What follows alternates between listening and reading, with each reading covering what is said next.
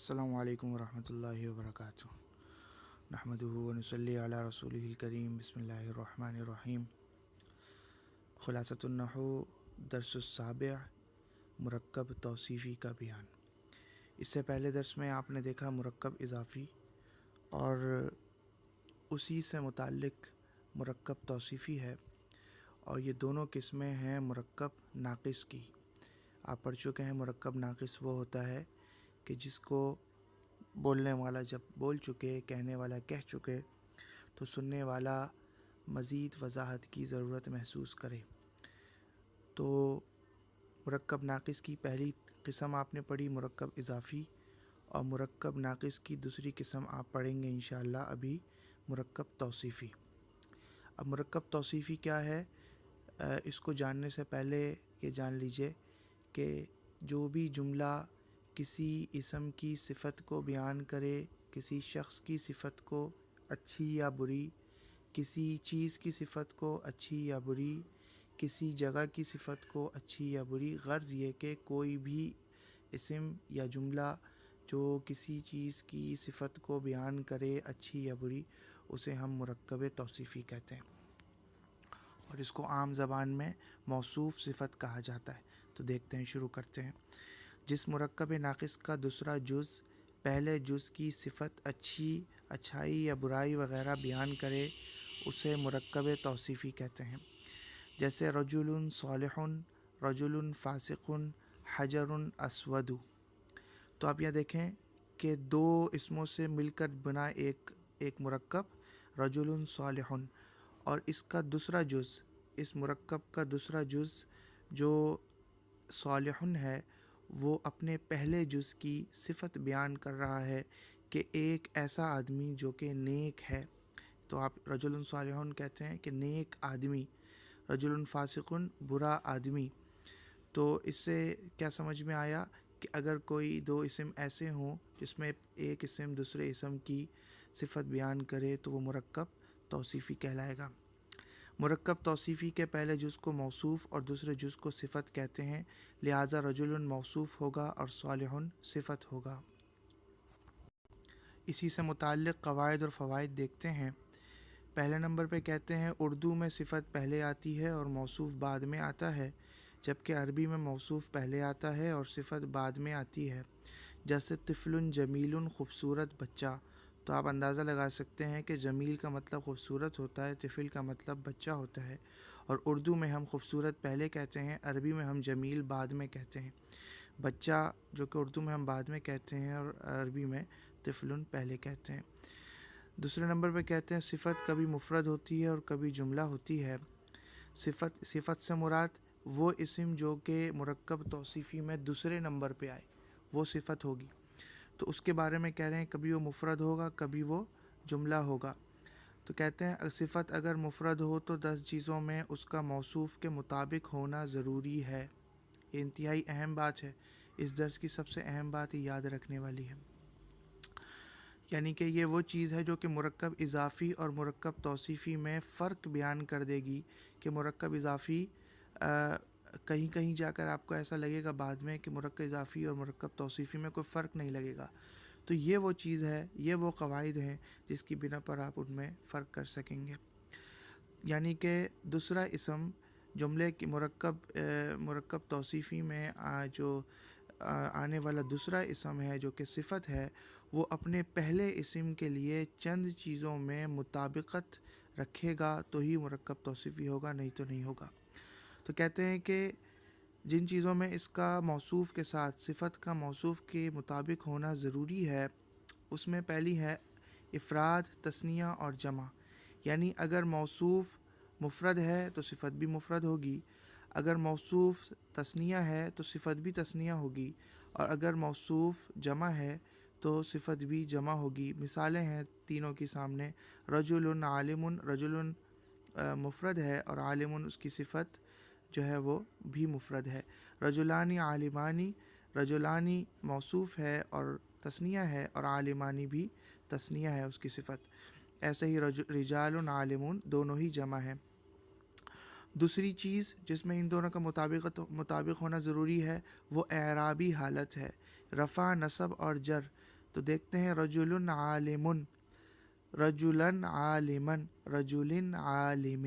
آپ سمجھ سکتے ہیں کہ موصوف کی جہاں پر موصوف کے اوپر اعراب رفع کے ہیں، یعنی کہ اس کے اوپر ضمہ ہے، تنوین والا ضمہ ہے، تو اس کی جو صفت ہے وہ بھی تنوین والے ضمے کے ساتھ ہے، اور اس کو ہم رفع کہتے ہیں. اور ایسے ہی نصب کی حالت میں آپ کے سامنے ہے رجلن عالمن، اور جر کی حالت میں رجل عالمن.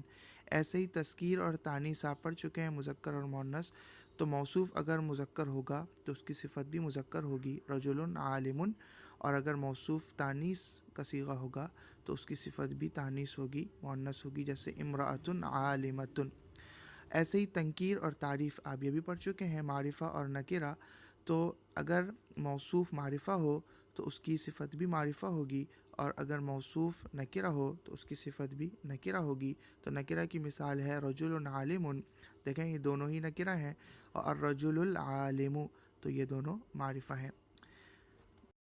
تو دیکھتے ہیں تیسرے نمبر پر صفت اگر جملہ ہو تو اس میں موصوف کے مطابق ایک ضمیر کا ہونا ضروری ہے. اس تیسری شق کو چھوڑ دیں چونکہ یہ آپ نے ابھی اس میں پڑھا نہیں ہے، اس میں ضمیر کو، تو یہ ہم بعد میں کر لیں گے. چوتھے نمبر پہ کہتے ہیں موصوف اگر غیر عاقل کی یا مؤنث عاقل کی جمع مکسر ہو تو اس کی صفت واحد مؤنث یا جمع مؤنث آتی ہے. تو موصوف کی مثال دیکھیں سامنے، اشجار مثمرۃ نساء عاقلات. اشجار درخت کو کہتے ہیں، درخت کی جمع ہے درخت، اور مثمرہ کہتے ہیں پھلدار، اس کا مطلب ہوگا پھلدار درخت، اور نساء عاقلات کا مطلب ہوگا عقل مند عورتیں. تو یہاں پر اگر صیغے کے اعتبار سے دیکھیں تو اشجار جمع ہے شجرہ کی، اور یہ جمع مکسر ہے، اور جو ہے غیر عاقل ہے، اور اس کی ایسی صورت کے اندر، اور یہ موصوف بھی ہے، تو ایسی صورت میں اس کی جو صفت آئے گی وہ واحد مؤنث کے صیغے کے ساتھ آئے گی. اور دوسری مثال دیکھیں نساء، تو یہ مؤنث ہے اور جمع مکسر ہے اور موصوف بھی ہے، تو لہٰذا اس کی جو اس کی صفت آئے گی وہ جمع مؤنث کے ساتھ آئے گی. آگے دیکھتے ہیں موصوف اگر مذکر عاقل کی جمع مکسر ہو تو صفت واحد مؤنث یا جمع مذکر آتی ہے. مثال دیتے ہیں اطفال صغیرۃ، اطفال جمع ہے طفل کی، اطفال کہتے ہیں بچوں کو، صغیرۃ چھوٹے بچے، رجال کبار، رجال مردوں کو کہتے ہیں اور کبار بڑوں کو کہتے ہیں، تو اس کا مطلب ہوگا بڑے مرد. تو اطفال کے صیغے کو دیکھیں تو یہ جمع ہے اور جمع مکسر ہے اور مذکر ہے، تو اس کی جو صفت آئے گی اور موصوف بھی ہے، اور اس کی صفت جو آئے گی وہ واحد مؤنث کے صیغے کے ساتھ آئے گی. یا پھر اس کی اسی طرح سے اگلا صیغہ ہے رجال، جو کہ مذکر ہے اور جمع مکسر ہے تو اور موصوف ہے، تو اس کی صفت جمع مذکر کے ساتھ آئی، یعنی کہ ایسی صورت میں جب کہ موصوف مذکر عاقل ہو اور جمع مکسر بھی ہو تو اس کی صفت دو طریقوں سے آ سکتی ہے، یا تو واحد مؤنث کے صیغے کے ساتھ یا جمع مذکر کے صیغے کے ساتھ. آگے فائدہ ذکر کرتے ہیں کہ اس میں لکھتے ہیں کہ مرکب ناقص کی دو قسمیں اور ہیں. ابھی تک آپ نے مرکب ناقص کی دو قسمیں پڑھی، مرکب اضافی اور مرکب توصیفی، جو کہ ابھی آپ پڑھ رہے ہیں مرکب توصیفی. لیکن اب یہ بتا رہے ہیں کہ مرکب ناقص کی مزید دو قسمیں ہیں جن کا استعمال ذرا کم ہوتا ہے، اسی لیے اس کو الگ سے ذکر کیا. کہتے ہیں مرکب بنائی اور مرکب مزجی. تو یہ دونوں کا ان کا استعمال کم ہوتا ہے. مرکب مزجی کو مرکب منع صرف بھی کہتے ہیں.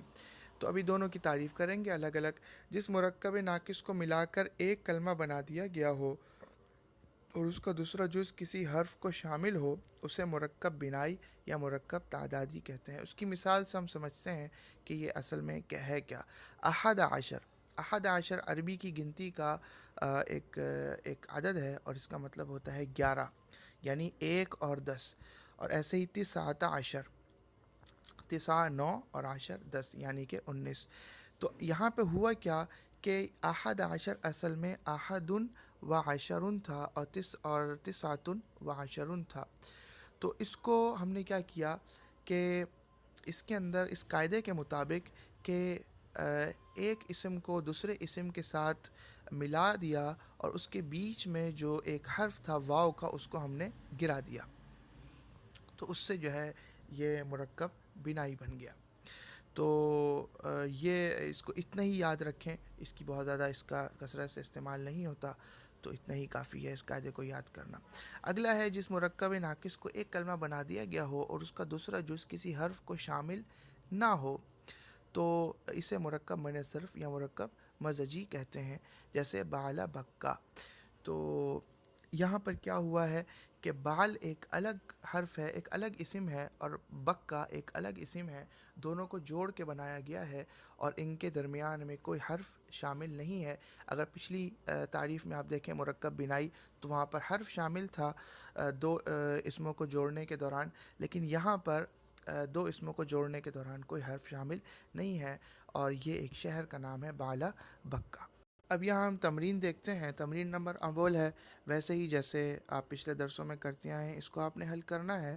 تمرین نمبر 2 ہے غلطی کی نشاندہی کرنی ہے، اور تمرین نمبر 3 ہے جو کہ سب سے اہم ہوتی ہے ہمیشہ، کہ اس کے اندر آپ نے موصوف اور صفت کے مندرجہ ذیل جملوں میں موصوف اور صفت الگ الگ کرنا ہے، اور با میں ہے مرکب توصیفی میں غلطی کی نشاندہی کرنی ہے، اور سب سے آخر میں جیم میں کہتے ہیں کہ قواعد کا خیال رکھتے ہوئے درج ذیل دو لفظوں سے مرکب توصیف بنائیے اور مرکب توصیفی بنائیے۔ تو اب یہاں پر مختلف مثالیں دی ہیں، ان کو آپ نے جوڑ کر مرکب توصیفی یعنی کہ موصوف اور صفت بنانا ہے۔ اور اس کے بعد انہوں نے فائدے کے ذیل میں ایک جمع مکسر کے اوزان ذکر کیے ہیں، چونکہ آپ کے سوال کے مطابق آپ کو یہ میں نے دے دیا تھا اس سے پہلے، تو آپ اس کو بھی یاد کیجئے اور یہاں سے بھی استفادہ کیجئے اور ان اوزان کو یاد کیجئے۔